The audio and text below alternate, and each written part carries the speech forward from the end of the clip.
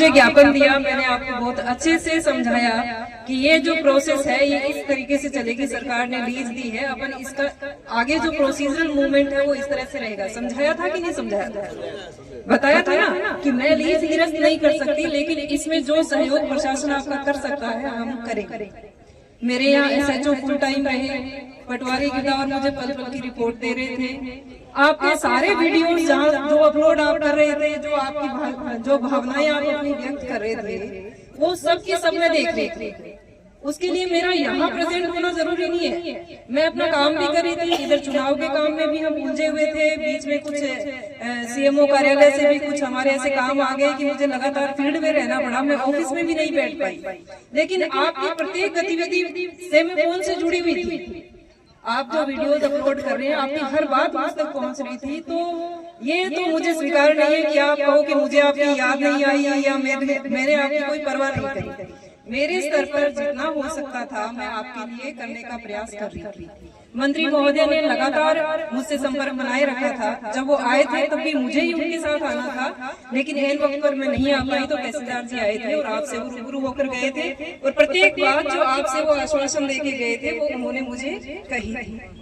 पिछले 2 दिन से लगातार हम इस समाधान के प्रयास में थे कि मेरे स्तर पर जो भी मैं आपको रिलीफ दिला पाऊँ, वो मैं आपको कागजी रूप में, लिखित रूप में, कोई मौखिक आश्वासन नहीं, कागज में लिख के आपको मेरी कैपेसिटी, मेरे जुरिडिक्शन में जो है वो मैं आपको दे सकूं। अब हर काम में प्रोसीजर पूरा करना पड़ता है, ठीक है ना, क्योंकि ये कोर्ट के आदेश होते हैं, कोर्ट में हमें स्टेप बाय स्टेप चलना पड़ता है। अगर हम नहीं चलते तो मैं आज आपको जो कागज दूंगी वो दूसरे दिन निरस्त होकर भी आ जाएगा। जानते हैं ना, कोर्ट के आदेश की अपील भी होती है। मैं आज कोई आनंद फानंद में ऐसा आदेश करूं कि लो मैंने कर दिया, दूसरे दिन वही आदेश निरस्त हो जाए तो मैं तो मेरी कुछ रही नहीं, आपकी कुछ रही ना, मंत्री महोदय की कुछ रही नहीं रही ना, तो काम तो पक्का करना पड़ता है ना।